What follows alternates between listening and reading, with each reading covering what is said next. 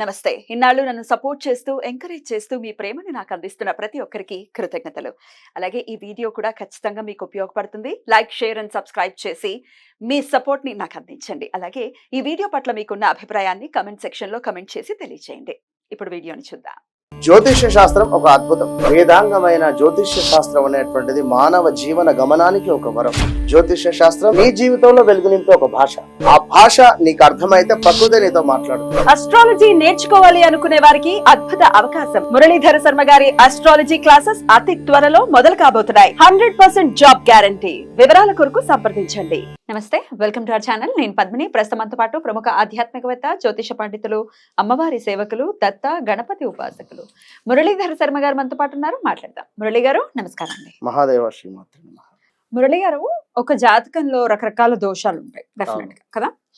అది కుజ దోషం అనుకోవచ్చు, లేకపోతే రకరకాలు కాల సర్ప దోషాలు డెఫినెట్ గా చాలా ఉంటుంటాయి. పితృదోషాలు కూడా డెఫినెట్ గా ఇంపాక్ట్ చూపిస్తుంటాయి. మాతృదోషం, గురు చండాల యోగం కావచ్చు, ఇవన్నీ దోషాల కింద కన్సిడర్ చేస్తూ ఉంటారు. అయితే ఈ దోషాలకి సంబంధించినటువంటి నివృత్తి మార్గాలు ఒక్కొక్కళ్ళు ఒక్కొక్క విధంగా చెప్పటము, ఏది చేయాలో తెలియనటువంటి పరిస్థితుల్లో ఉండటము, ఒకంత కన్ఫ్యూజన్ క్రియేట్ అవ్వటం, లేకపోతే ఆ దోష నివృత్తికి చేసుకునేటటువంటి పూజల్ని మేము చేయించుకోలేము, మాకంత ఆర్థిక స్తోమత లేదు అనుకునే వాళ్ళ కోసం ఇంకేమైనా ప్రత్యామ్నాయాలు ఉన్నాయా? ఏదైనా ఆల్టర్నేటివ్ ఉందా? తప్పకుండా అద్భుతమైనటువంటి రెమెడీ మీరు ఇంట్లోనే చేసుకునేటువంటి విధంగా చెప్దాం.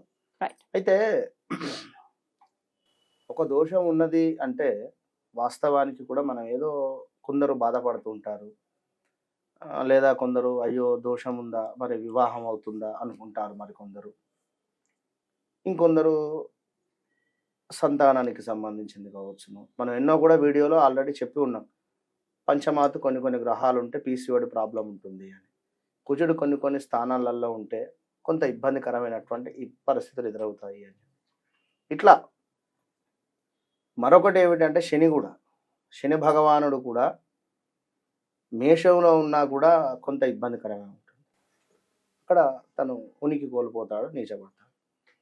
అదే పరస్పరము ఇప్పుడు శని సూర్యులు చూసుకున్న ప్రజెంట్గా ఇప్పుడు మకర రాశి, సింహరాశి, రేపు సూర్యుడు రాబోతున్నాడు. పరస్పరము ఈ చూపుల వల్ల కూడా ఇద్దరికి ఇంపాక్ట్ ఉంటుంది. మరి ఇక్కడ ఖచ్చితంగా ఇలాంటి దోషాలు, కాలసర్ప దోషం కొందరికి ప్లస్ అవుతుంది, కొందరికి మైనస్ అవుతుంది. ఇక్కడ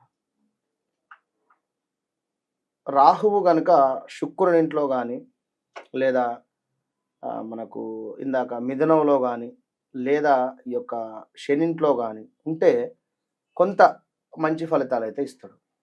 లేదా అంటే మీ జాతకంలో అది ఉండేటువంటి డిగ్రీస్ను బట్టి మాత్రమే బేస్ చేసుకోవచ్చు. ఇక్కడ ఒకవేళ రాహు దశ మొత్తం అయిపోయినట్టున్నా, లేదా అంతర్దశలో కూడా కొంత దాని ప్రభావాలు ఇస్తూ ఉంటాడు. ముఖ్యంగా రాహు దశ వచ్చినప్పుడు కేతువుకు సంబంధించినటువంటి రిజల్ట్స్ ఇవ్వడం, కేతువు వచ్చినప్పుడు రాహువుకు సంబంధించినటువంటి రిజల్ట్స్ ఇవ్వడం ఉంటుంది. ఇక్కడ బాగా గుర్తుంచుకోండి. ఎందుకంటే సరే ఇదంతా ఇక వేరే సబ్జెక్టు. ఎలాంటి పరిస్థితి, ఇంకొకటి గురు చండాల యోగం, గురువు రాహువు కానీ గురు కేతువులు కానీ కలిసి ఉన్నా కూడా కొంత ఇబ్బందికరంగా ఉంటుంది. ఇప్పుడు వృశ్చిక రాశి వారికి గురువు సప్తమాతు వచ్చి కొందరికి అద్భుతమైనటువంటి పరిస్థితులతో అద్భుతంగా ఉన్నారు, మరికొందరేమో ఇంకా అసలు మాకు ఎలాంటి రిజల్ట్ రాలేదు అనేటువంటి భావనలో కూడా ఉన్నారు. ఎందుకు అంటే వీరి జాతక రీత్యా గురుగ్రహము గురు చండాల యోగంలో ఉన్నా, లేదా గురుగ్రహము మకరంలో ఉన్నా ఇలాంటి ఇబ్బందులు ఉంటాయి. గురువు వీరి జాతకంలో 8లో 6లో ఉన్నా కూడా ఇలాంటి ఇబ్బందులు ఉంటాయి. కనుక ఏది ఏమైనా కూడా జాతక పరిశోధన, జాతకంలో దశ అంతర్దశలు, భుక్తి అనేటువంటిది చాలా ఇంపార్టెంట్. సంతానం కావాలి, పంచమాతు చూసుకుంటారు. పంచమాతు ఆ గ్రహం ఎవరితో కలిసి ఉంది, అది మిత్రుల శత్రువుల, ఎంత డిగ్రీస్లో ఉంది, ఏ నక్షత్రంలో ఉంది, ఇవన్నీ కూడా సబ్జెక్టు చూసుకొని చెప్పేటువంటి పరిస్థితి ఉంటుంది. మాకు ఇవన్నీ ఏవి లేవు, జాతకం లేదు, లేక మేము ఎలాంటి పూజలు చేసుకునేటువంటి పరిస్థితి లేదు. చేసుకోవాలి, దోషాలు ఉన్నవి అని చెప్పి మీరు బాధపడాల్సినటువంటి అవసరం లేదు. ఒక బర్త్డే ఏ విధంగానైతే సెలబ్రేట్ చేసుకుంటున్నారో అదే విధంగా ఎంతో కొంత సంతోషంగా బ్రాహ్మణులకు ఇచ్చి, వారు అంటారు ఇన్ని వేలనో లేకపోతే అన్ని వేలనో ఇంతో అయితే మీరు మా శక్తి ఇది అయ్యా చేయండి, చేస్తారు, తప్పకుండా చేస్తారు. ఇక లేదు ఖచ్చితంగా ఇంత అంటే నాకు ఫోన్ చేయండి అవసరమైతే. నేను చెప్తున్నా, అంటే నేనేదో బిజినెస్ అని కాదు చెప్తున్నా, ఉన్న విషయం చెప్తున్నా. చేసుకోండి ఒకసారి, మంచి ఫలితం ఉంటుంది. ఇక అవన్నీ ఏమి లేవు అనుకుంటే ఖచ్చితంగా కూడా మంగళవారము, గురువారము, శుక్రవారం ఈ 3 రోజులు ఇంట్లో ఒక దీపారాధన చేయండి. నేను చెప్పినటువంటి దీపారాధన చేసి మీ జాతకంలో ఏ సంబంధించినటువంటి దోషం ఉందో ఆ సంబంధించినటువంటి కవచాలు చదువుకోండి. విన్నరా? ముందుగా కుజదోషం ఉందనుకుందాం. మంగళవారం రోజు మీరు రావి చెట్టు, అంటే రావి చెట్టుకు వద్దకు వెళ్ళి ఎక్కడున్ననివ్వండి, రావి ఆకును తీసుకునేటువంటి ప్రయత్నం చేయండి. దానిని చక్కగా కూడా శుభ్రపరచుకొని దాని మీద ఒక చుక్క పాల చుక్క వేయండి. ఒకటే చుక్క పాల చుక్క వేసి దాని మీద వెండి దీపారాధన, అంటే వెండితోనే చేసింది కావాలి. మా దగ్గర డబ్బులు లేవు, మట్టి మీద కావాలి, వెండి కుందు పెట్టాల్సిందే. అంతే, మీరు కొనుక్కొచ్చుకోండి, నాకు సంబంధం లేదు. వెండిది దాని మీద పెట్టి చక్కగా కూడా ప్యూర్ ఆవు నెయ్యి పోసి 3 వత్తులు వేసి దీపారాధన చేసి కుజగ్రహ కవచము, లేదా మన గూగుల్లో కొడుతొస్తుంది, తెలుగు అంటే వచ్చేస్తుంది, అది చదువుకోండి ఒక 11 సార్లు. దీని తర్వాత ఇంకా వేరే ఏదున్నా కూడా శుక్రవారాలకు సంబంధించింది రాహుకేతువులది కానీ రాహుకాలంలో, మంగళవారం కూడా రాహుకాలంలో పెట్టేసేయండి.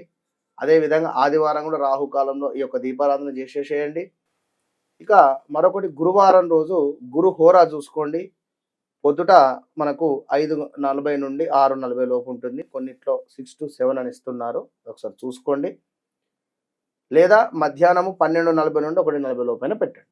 దీపారాధన చేసి ఆ యొక్క గురు సంబంధిత గురు కవచము ఇన్ తెలుగు అని గూగుల్లో కొడితే వస్తుంది, అది చదువుకోండి. 11 లైన్లు మాత్రమే ఉంటుంది, 11 సార్లు చదవండి. దీని వలన 41 రోజులలో 41 రోజులు ఈ కంటిన్యూ చేయండిగా. ఇప్పుడు ఇవాళ మంగళవారం చేస్తూ ఉన్నాం, కంటిన్యూ ఒక 5 మంగళవారాలు, కంటిన్యూ 5 గురువారాలు, కంటిన్యూ ఆదివారం 5 నుండి 11 చేయండి మినిమం. ఇక మధ్యలో అడ్డు వచ్చింది అనుకుంటే అది విడిచిపెట్టి నెక్స్ట్ వీక్ చేస్తూ ఉండండి. ఎలాంటి దోషాలున్నా తొలగిపోతాయి. దీనితో పాటుగా జమ్మి వేరును కూడా సేకరించండి. జమ్మి వేరును ఖచ్చితంగా కూడా ఒక కంకణ రూపకంగా మీ యొక్క హైండ్కు కట్టుకోండి, ఒక బ్రాస్లెట్ లాగా కూడా. జమ్మి వేరును సేకరించి ఒక తాయతు లాగానన్నా వేసి కట్టుకోండి. ఎట్టనన్నా చేసి మీరు జమ్మి వేరును అనురాధ నక్షత్రము లేదా పుష్యమి నక్షత్రము ఉన్నటువంటి రోజులలో సేకరించుకోండి. మీరు తప్పకుండా ఇది చేయండి. ఖచ్చితంగా నేను చెప్తున్నాను, అద్భుతమైనటువంటి ఫలితము ఉండబోతూ ఉంది. దీంతో పాటుగా ముఖ్యంగా కూడా గురువులను నిందించకుండా గురు సంబంధిత ఏదైతే ఉందో గురు దోషము, ఇప్పుడు తులారాశి ధనస్సు రాశి వారి గురుబలం లేదు, మీరు గురువారం మనం చెప్పినటువంటి పరిహారం చేస్తూ ఏదో నోటికి వచ్చినట్టు మాట్లాడితే తప్పవుతుంది. కనుక మంచిగా ఉండి మంచిగా చేయండి, మంచి ఫలితం ఉంటుంది. దీంతో పాటుగా ఈ ఏదైతే ఈ 41 మన ఇదేమిటి 11 వారాలు అని చెప్పి అన్నామో, వారం పూర్తయిన తర్వాత ఖచ్చితంగా కూడా దానం ఇవ్వండి. దీపం ఏదైతే మనం పూజ చేస్తూ ఉన్నామో, వివాహం కోసం చేశాం, వివాహం సెట్ అయింది, ఈ దీపారాధన వెండి దీపారాధన, దీంతో పాటుగా సాహిత్యం, ఇది కలిపి యజ్ఞోపవీతం, కుదిరితే వెండిది చేపియండి, యజ్ఞోపవీతం చేయించి దాంతో పాటుగా ఎంతో అవ్వదు యజ్ఞోపవీతం వెండిది అంటే ఒక 500లో అయిపోతుంది. 1000 రూపాయలు కానివ్వండి. ఇప్పుడు వేలకు పూజకు ఖర్చు పెట్టబోయే నయమే కదా. డెఫినెట్ ఇలా చేసుకుంటే డెఫినెట్ గా ఎటువంటి దోషాలు ఉన్నా కూడా నివృత్తి అయ్యే పరిస్థితి ఉంటుంది అంటే ఖచ్చితంగా. ఇవి చేస్తూ ప్రతి మంగళవారము ఈ చేస్తున్న రోజులు కూడా గణపతికి ఎరుపు రంగు పుష్పాలతో స్వామివారికి అర్చన చేయించుకోండి. రైట్, బ్యూటిఫుల్ అండి, చాలా అద్భుతంగా వివరించారు మురళి గారు. Thank you so very much. నమస్తే.